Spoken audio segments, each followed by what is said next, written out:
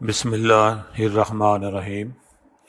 आज हम second year mathematics की बात स्टार्ट करने लगे हैं।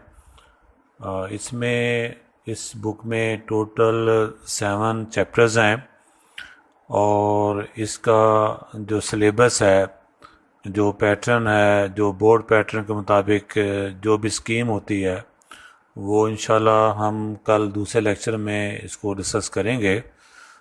तो आज हम बिस्मिल्लाह करने लगे हैं इसका पहला चैप्टर, जो कि फंक्शन और लिमिट्स के बारे में है। तो अब सेकेंड ईयर की जो बुक है मैथमेटिक्स की, इसमें जो बच्चा, जो स्टूडेंट कंसंट्रेशन के साथ, तवज्जो के साथ बात को समझेगा तो उसको आसानी के साथ समझ आ जाएगी। सिर्फ इसमें 7 चैप्टर्स हैं, कुछ लेंथी हैं, कुछ शॉर्ट हैं। इस पे पहले फर्स्ट ईयर में जो 14 चैप्टर थे, उसकी निस्बत चैप्टर तो कम है, लेकिन कंसेप्चुअल ज़्यादा हैं, इसमें बातें समझने वाली ज़्यादा हैं। तो इसलिए इस पे भी टाइम लगेगा, लेकिन इसलिए ज़रूरी है कि आपको हर सूरत में हर पॉइंट को समझना, क्लियर करना, अपने टीचर से दोबारा उसके बारे में पूछना, तब भी बात बनती चली जाएगी। तो इसके लिए ज़रूरी है कि आप तसल्ली के साथ इसे आप समझना शुरू करें। जहाँ में भी ऐसी कोई बात है तो आप पे डिपेंड करता है कि आप मुझे व्हाट्सएप के ज़रिए से आप मुझे आप कह सकते हैं। आप लोग मोबाइल नंबर मेरा लिखा हुआ है, व्हाट्सएप नंबर लिखा हुआ है। कोई भी ऐसी बात हो तो आप मुझे आप कह सकते हैं, पूछ सकते हैं, ताकि हम उसको क्लियर कर सकें।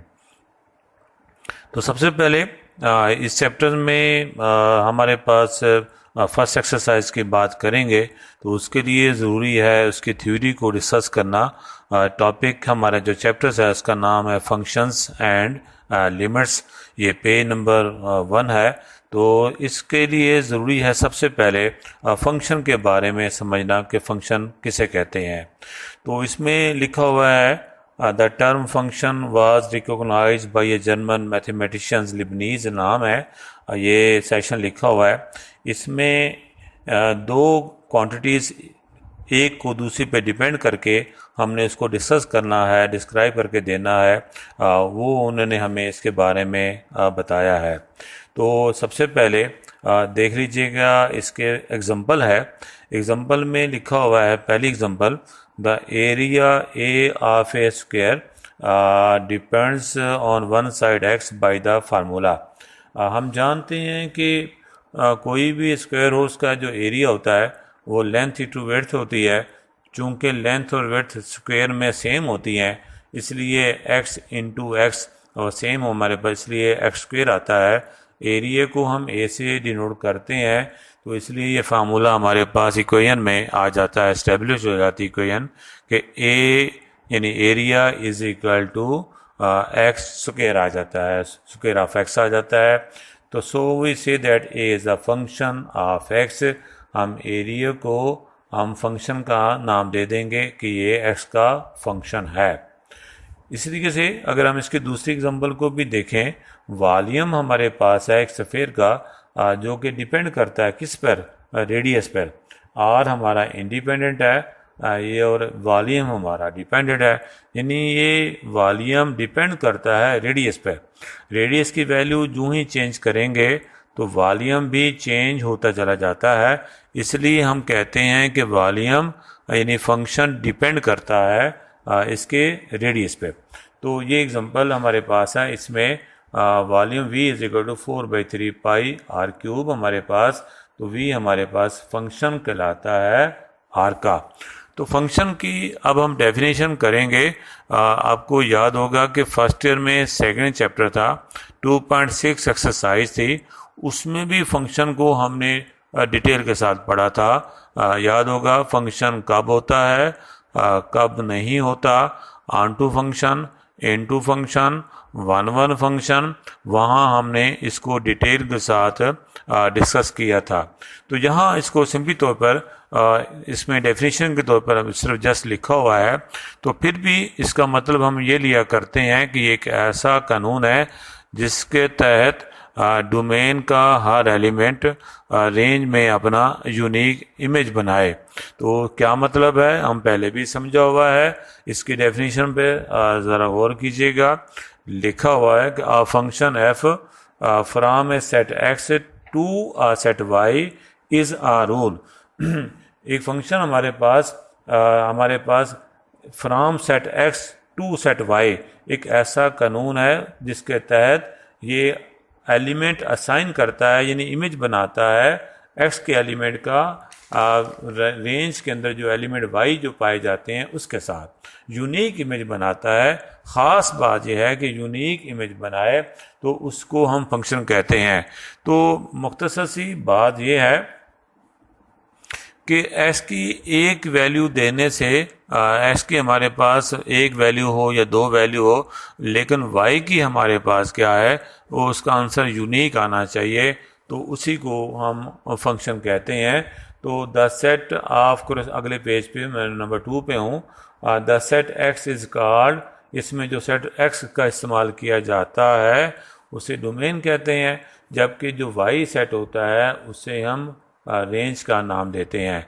तो पहली एग्जांपल आपको याद होगा स्क्वायर वाली, उसमें ये लिखा हुआ है कि एग्जांपल नंबर 1 में about square of a given side has only one area, यानी आपके पास x की कोई भी वैल्यू जो भी देंगे वहाँ से हमें एरिया की एक वैल्यू है, has only one area, area की एक ही वैल्यू आएगी।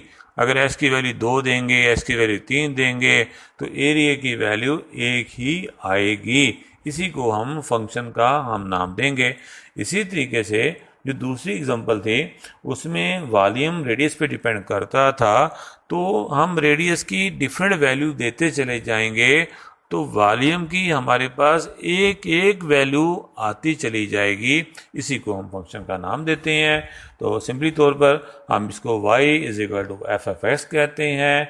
तो हम इसको कैसे पढ़ेंगे, which is read as a y is equal to f of x. हम y को कहते हैं ये एफ ऑफ एक्स के बराबर है, हम y लिख लें या एफ ऑफ एक्स लिख लें, एक ही बात है। x हमारा इंडिपेंडेंट है, ये डोमेन से बिलोंग करता है, y हमारा रेंज है, ये हमारे पास डिपेंडेंट कहलाता है एलिमेंट, ये रेंज से बिलोंग करता है। f हमारे पास कोई कानून है, कोई हमारा फंक्शन है। कि दोबारा फिर सुन लीजिएगा कि अगर डोमेन का हर एक एलिमेंट अगर रेंज में अपना यूनिक इमेज बनाए उसी को हम फंक्शन का नाम देते हैं। तसल्ली से समझिएगा कि अगर हम y square is equal to x लिखते हैं, सपोज अगर हम y square is equal to x लिखते हैं और यूं ही हम एक्स की एक वैल्यू देते हैं यानी 4 देते हैं तो वाई की हमारे पास 2 वैल्यू आ जाती हैं, तो ये हमारा फंक्शन नहीं होगा।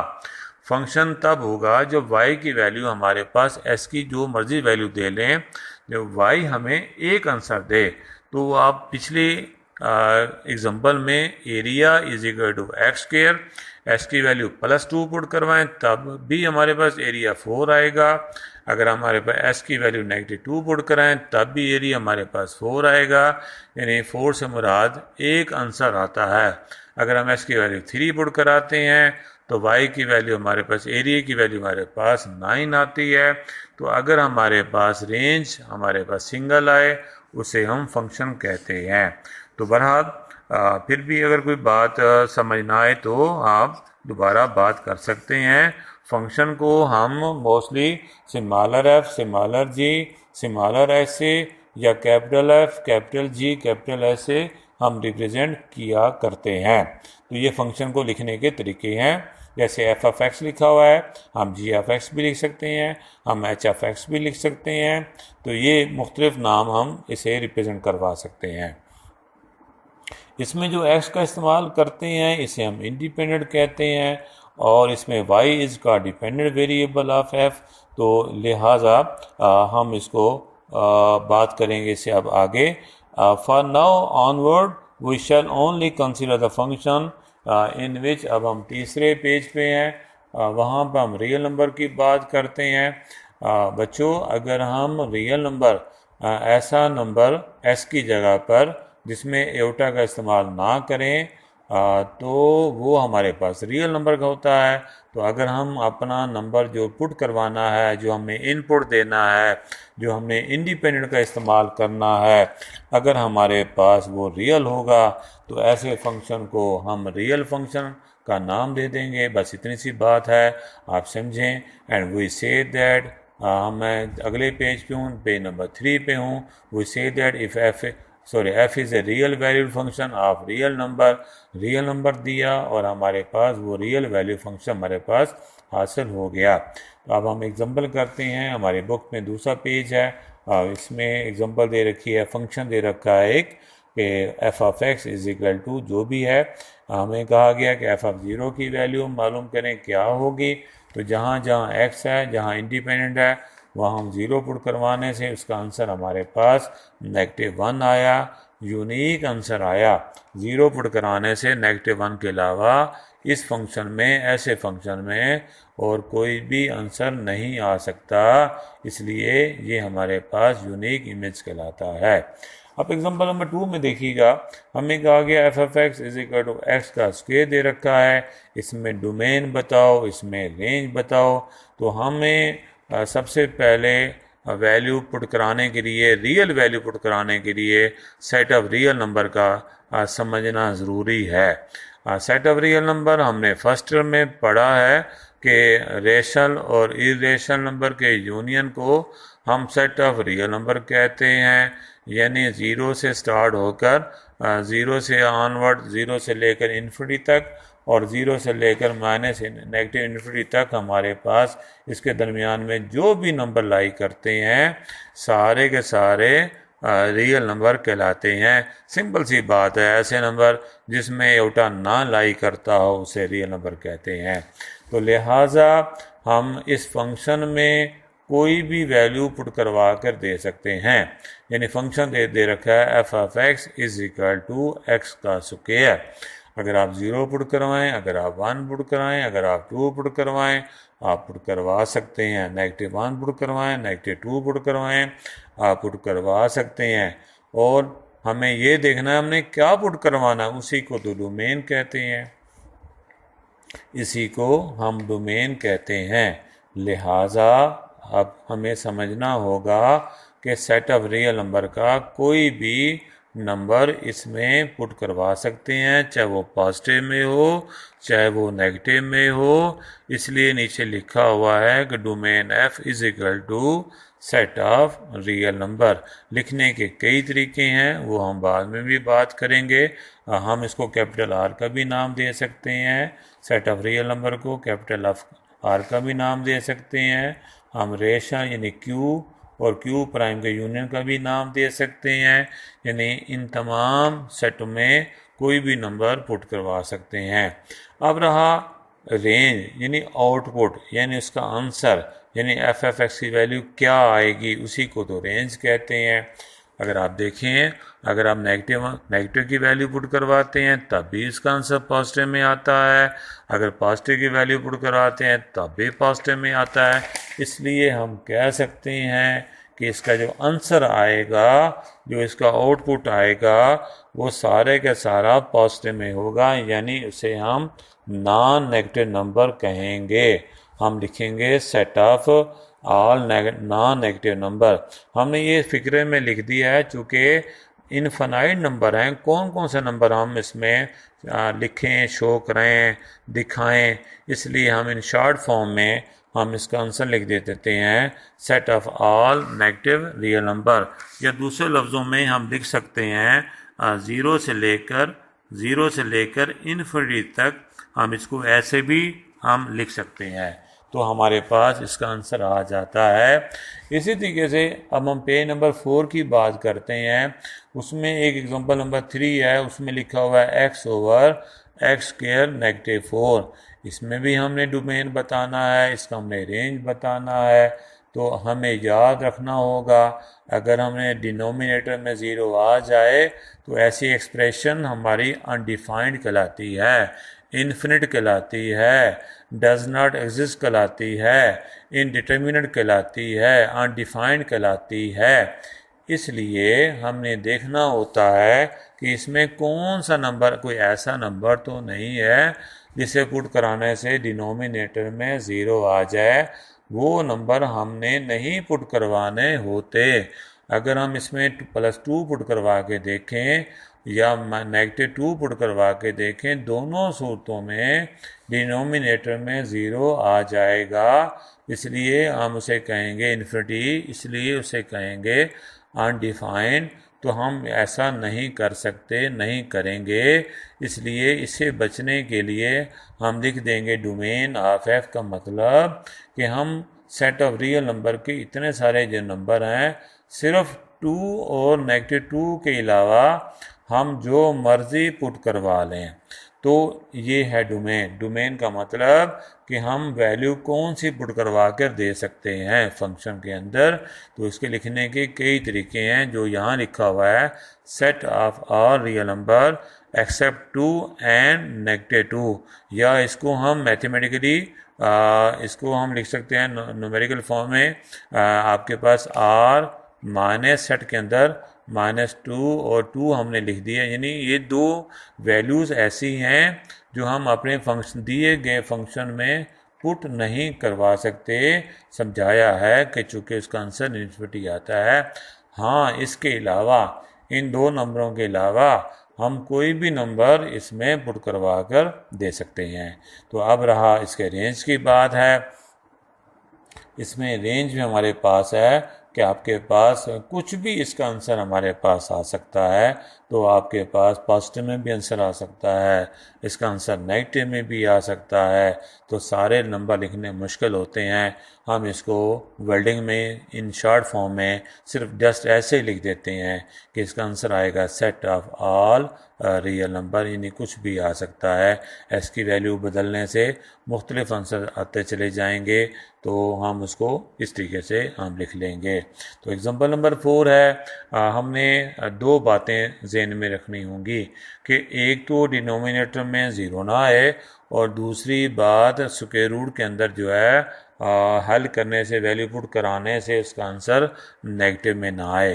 तो एक एग्जांपल नंबर 3 में हमें इसे कॉन्शियस होना है कि बटे में डिनोमिनेटर में ज़ीरो ना आए, और साथ ही एग्जांपल नंबर 4 दे रखी है x² -9।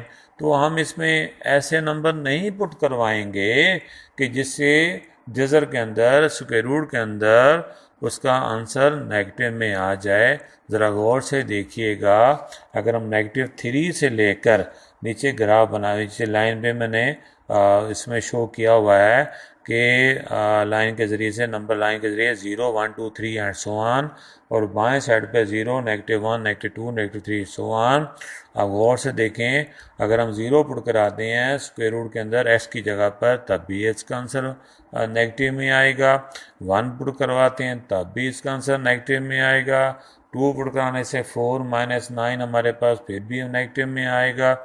इसलिए यहाँ समझाया गया है कि हमने +3 और -3 के दरमियान में कोई भी नंबर जितने भी लाई करते हैं, चाहे वो होल में है, चाहे वो बटे में है, चाहे वो इशारिया में है, यहाँ से लेकर यहाँ तक इसके दरमियान में जितने भी नंबर है, वो हमने इस फंक्शन में एग्जांपल नंबर 4 में हमें नहीं पुट करवाने। वो बता दिया है कि चूँकि पुट कराने से उसका आंसर नेगेटिव में आ जाता है, वो फंक्शन हमारा रियल नहीं रहता, इसलिए नहीं पुट कराएंगे। तो अब हम फाइनल होगी बात, क्लियर होगी कि क्या नहीं पुट करा सकते। यानी हमने पुट करवाना है जस्ट 3, और 3 से दाएं साइड पर कोई भी नंबर पुट करवा सकते हैं, और -3 और बाएं साइड पर, लेफ्ट हैंड साइड पर कोई भी नंबर, चाहे वो डेसिमल में हो, चाहे वो फ्रैक्शन में हो, चाहे वो होल में हो, हम पुट करवा सकते हैं। तो यही इसको लिखने का है तरीका कि आपके पास। अब रहा रेंज की बात, गौर से देखिएगा, सबसे पहला नंबर हम या तो पॉजिटिव 3 पुट करवाएंगे या उसमें -3 पुट करवाएंगे। तो पॉजिटिव 3 पुट कराते हैं तो 9 -9 होने से 0, अगर -3 पुट कराते हैं तो +9 -9 फिर 0 आ जाता है। तो सबसे पहला आंसर हमारा 0 आता है। तो रेंज में बताना होता है कि हमारा आंसर क्या आ रहा है, आउटपुट में हमारा क्या आ रहा है। तो इसलिए आपके पास ये बात क्लियर होगी कि 3 सबसे पहला पुट नंबर या तो 3 पुट करवाएंगे या हम -3 पुट करवाएंगे। तो उससे आंसर क्या आएगा, 0 से लेकर इन्फिनिटी तक कोई भी आ सकता है। तो ये हमारे पास, हम ओपन इंटरवल और क्लोज इंटरवल की बातें कल करेंगे कि 0 में मैंने क्लोज इंटरवल की ब्रैकेट दे रखी है, इन्फिनिटी में ओपन की दे रखी है। इसकी बात कल करेंगे। तो इसको मतलब आप समझिएगा। हम 1.1 एक्सरसाइज की हम बात कर रहे थे, इसकी हम थ्योरी की बात हमने स्टार्ट की है। कल हम जो है टाइप्स ऑफ फंक्शन हम पढ़ेंगे कि फंक्शन हमारे पास कितने किस्म के पाए जाते हैं। इंशाल्लाह इसका अगला लेक्चर हम कर लेंगे। जब तक आप इसको समझें और कोई पॉइंट है तो आप मेरे दिए गए नंबर पर व्हाट्सएप करके आप पूछ सकते हैं। Thank you so much. अस्सलाम वालेकुम।